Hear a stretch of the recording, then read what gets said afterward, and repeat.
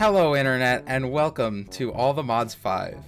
So last episode we actually made a lot of progress. We raided that dungeon over there, got a lot of diamonds, we got diamond armor and some other resources and stuff that it's gonna help us make stuff for this episode. And we also set up these water wheels over here to generate some power. So it looks like we're sitting pretty good to start progressing through this mod pack. Also, last episode's mystery of how tall the sugarcane grows, it's 6 blocks. They grow 6 blocks tall and they stop growing. So in between episodes, not much really happened. All I really did was kind of corrupt the world. Because while I was rendering last episode, I needed a screenshot of the tower over there for the thumbnail. And I was trying to load into the world while rendering the video. Now anybody who's ever rendered a video before knows that that takes up a lot of CPU power. So while I was rendering the video, I also had Photoshop open, making the thumbnail, and then I was launching Minecraft and loading into the world. And while I was loading into the world, it got stuck, and my computer crashed. So the world got corrupted. Luckily, I know a little trick to actually recover the world. Didn't recover my inventory, but I was able to look at the recording and I got everything back. So it's like nothing ever happened and the world was never corrupted. But there are some scars in the world, like loading stuff that happened near spawn and stuff like that, but it's really, around here, it's perfectly fine. So if we run into that later on, you'll know why. But hey, if you guys want me to make a video on how to recover a corrupted world, tell me in the comments. So for this episode, I was planning on trying to actually use the power that I'm generating from the water wheels. And I think that the best way to start that would be to make some machines that are able to process all of the ores I have. Because as you can see, I have massive amounts of ore. Like I have fucking like 7 stacks of iron ore and a lot of other osmium and copper and all of this crap that just needs to be turned into ingots so I can actually use it. So for anybody who's unfamiliar with how you're able to double ores in modern Minecraft, the way that it's mainly done most of the time is you can normally put the ore into some machine that mods offer. For in this case right here that I'm displaying, it's the this is the way Mechanism does it. You use the enrichment chamber, and you can put the ores in and it will make 2 dust of whatever ore you put in, and the dust can just be smelted into the ingot, so you can get 2 ingots per ore, and you get more resources overall out of all the stuff you mine. So it's really good considering that I'm gonna need a lot of resources and I don't want to mine because I'm lazy. Now while in most mod packs it seems like there's a lot of ways to double your ingots from the ores you get, but it seems like in this one the really only viable way of doing it is through Mechanism. I'm sure there's other more convoluted ways of doing it, but it seems like the simplest way is using the Mechanism machines, so it looks like that's what we're gonna do. One thing I'm going to mention before I start making the machines that we're going to need to start processing our ores is that there's actually an ore crushing hammer from Engineer's Tools that actually allows us to crush ores into multiple dust through the crafting table, which obviously isn't ideal because you have to go in and manually craft it and there's durability on it and stuff, so it's just better to do it with machines anyway, but we'll still be able to double our ore output even before we have the machines. So apparently it looks like you can only do it with certain ores. Like I can do it with iron, but I can't do it with osmium, so further reasons why this is not ideal. Well, you learn something new every day. You can smelt iron grit in a blast furnace. So now what I've decided to go ahead and do is move my chests that were over here to this wall over here, just because I want to use this wall as a place to put my machines and stuff, just because this is a nice place to put it and is kind of out of the way and not in the middle of the room or anything. Just nice up against the wall, and this wall is already occupied by the coke oven, so the first machine we're going to need to make is a Metallurgic Infuser. Now, this is not actually for the ore processing itself, but will be used to make the machines that do the ore processing. Because the next machine we're going to need is going to be an enrichment chamber. But an enrichment chamber needs these basic control circuits, which you need to use a Metallurgic Infuser to actually craft. So hence why we are making the Metallurgic Infuser first. So what I think I'm going to do is put my machines on this wall here where the wire is so they can be powered from behind, so you don't actually have to see the wires, and they'll all get powered sufficiently from this wire. The only problem is the high voltage capacitor here isn't actually outputting any power to the line, and it's kind of weird the way we have it set up right now because it can only be accessed on one side, and to make it input and output we need to be able to access two sides. So I think I'm going to move this just to a couple blocks. So now if we move it right here, we can now access it from behind and directly underneath it. There we go. So now that that's fixed, the Metallurgic Infuser here should be able to draw power from the capacitor. So now all I need to do with this machine to make the circuits that I need is just put all my redstone in this slot here. It will suck it all up into this little storage here, and then I can just put the osmium in this slot and it will start crafting it into the circuits. And just like that, we have one basic control circuit. And then two basic control circuits. So now for the enrichment chamber, we also need this steel casing, which is just some steel and osmium and glass. That's not a problem. Alright, so now we got the materials to make the casing. So we'll make that. Now we can make our enrichment chamber. So I decided I hated the high voltage capacitor because it didn't have any GUI and it didn't tell me how much power it actually has in it. So I replaced it with this basic energy cube that I was now able to make because of the Metallurgic Infusers. So now I can actually see how much power I have. So now what I'm trying to do here is set up a system so that I can put ores into this chest, have them go into the enrichment chamber, and then get transferred into a smelter to then be outputted back into this chest as ingots. So what I actually need to do for that is first I need to get the items from this chest here into the back of this enrichment chamber here. So now what I have for that is these logistical transporters that I can use and configure to output out of here and then input into here. So once I put the ores in here, then they get taken out and put it right into the back of here. So now all I need to do is make an energized smelter to actually smelt that dust. And there we go, an energized smelter. So now what I believe we can do is put this here, and it could input in the side and go right into here. Now the reason I don't need a pipe to move the ores from the enrichment chamber to the energized smelter is because there's a little feature in the GUI here where you can configure the sides. Now I have the side here set to output and I have eject on, so it will eject whatever output that the machine is producing to an inventory that is adjacent to this side of the machine.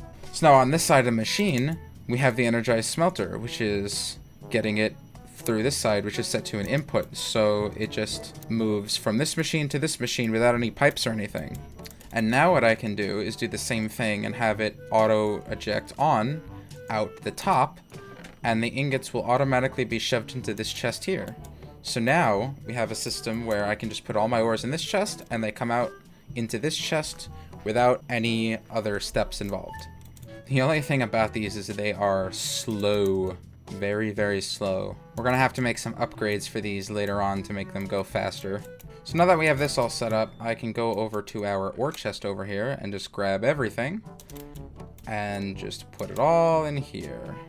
In case you're wondering, the water wheels are producing enough power to be able to power both of these machines sufficiently and not drain the supply of power here. So this will be able to run forever until all of the ores are done being processed. So now while this is running, I think I'm gonna maybe get some more resources and maybe some more diamonds by finding another dungeon, and I'm just gonna go straight down to the treasure room and we'll speedrun a dungeon. It shouldn't be too hard considering these dungeons are everywhere, and I've seen quite a bit since I started the world. Oh my god, that is a massive volcano. I wonder if there'll be a treasure room inside of this volcano. Okay, so I did just check inside of the volcano, and the answer is no, there is no room inside of it, unfortunately.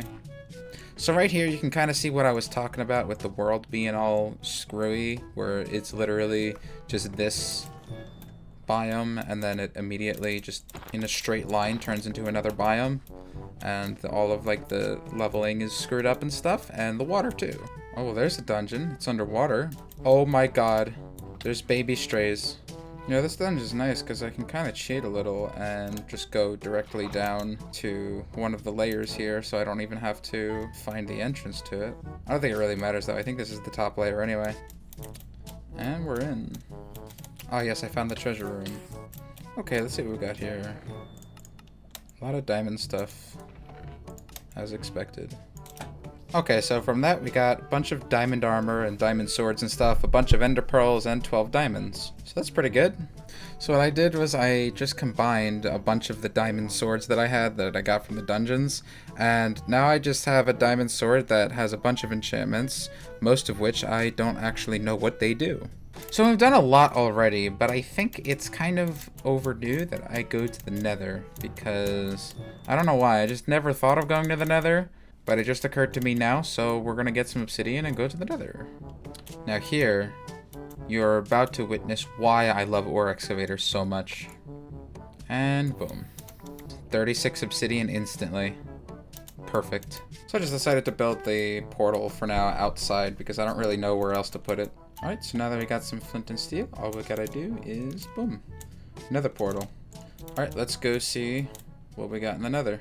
Alright, so here we are. I've spawned on the nether and there's flesh everywhere. This entire biome is just made of flesh. What is this? Like brown stone here? Soulstone. We got some solium ore. Charcoal block. Oh, that's useful. Crimson iron. What? What is crimson iron? What the fuck is a wub gem? You can make item.tp.vash something underscore bucket. Ah yes, you can smelt the wub gem into a wub ingot, and you can make tools out of it. And that's it. You can't even make armor, you could just make tools. One of the main reasons I actually wanted to come here was for the quartz, because we're going to need to use a lot of this for some stuff that we're going to be doing later on. What it is exactly, I will leave to a mystery until you guys see it.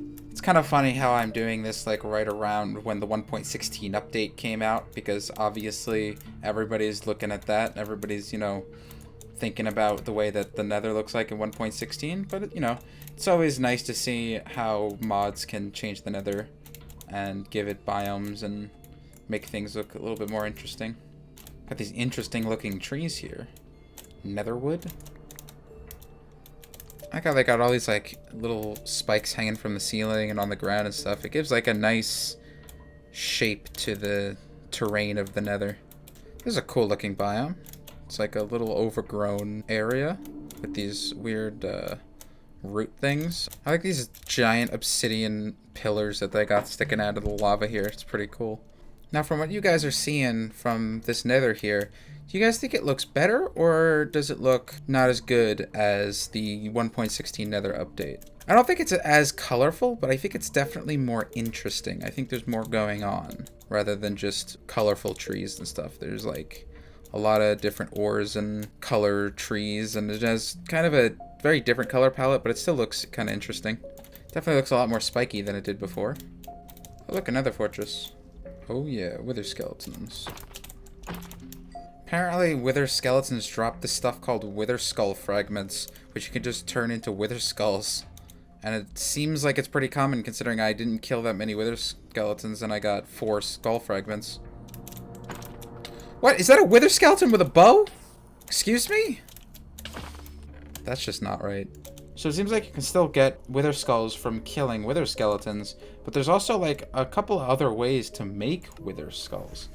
You can do 3 rib bones and a skeleton skull, or you can just do 9 of the wither skull fragments. And obviously you can grow it with mystical agriculture, but that's for a little bit farther down the line. Seems like it's going to be much easier to get the wither skulls to kill the wither. There's just something so wrong about a wither skeleton with a bow. I'm sorry. There's something not right about this. Alright, so I think I'm going to leave the nether now because I really just came here for quartz and I kind of already have a shitload of it. And there's really nothing else that I need out of here, so I think I'm going to go home now. Alright, so here we are back home from the nether. Looks like while we were gone we processed a bunch of the iron, but it really hasn't done anything else but the iron, so it is going really slow. Because I was in the nether for quite a while and doing other stuff for a long time, and it's only made this much iron, which is still a lot, but it's not enough. So basically, to speed these machines up, you gotta make some energy and speed upgrades. The speed upgrades will actually increase the speed of the machines, but they'll also increase the amount of power it uses. So to decrease the amount of power it uses, so it's still not using too much power, you gotta use some energy upgrades. So to make sure that these are running as efficiently as possible, ideally I wanna have 8 speed upgrades and 8 energy upgrades, which is the maximum that you can put in each machine. All you gotta do to apply these is just go into the upgrade slot, and then you can put them in here and it will start applying them. So as it turns out, we aren't actually producing enough power to run these machines, even with maximum energy upgrades. So we might need to produce a little bit of power, and I have a pretty good solution for that. And that is a wind generator from Mechanism. Okay, so now what I think I'm going to do is just tack these wind generators that I made right on top of the volcano. Okay, so now that I've painstakingly built this cable up to the top of the volcano, I am now using these 2 wind generators to get an extra 384 FE a tick per windmill. So that should give us quite a bit more power and should sustain our new, much faster machines. Alright, so now we got pretty efficient ore processing set up. We're processing all of our ores, getting 2 ingots per ore, and it's all got a place to go. A nice ingot chest here. And it's all powered sufficiently. I think that's gonna be it for this episode. And just to give you guys a little hint of what we're going to be doing next episode, this is a grid from Refined Storage, and we will be making it and we will be using it.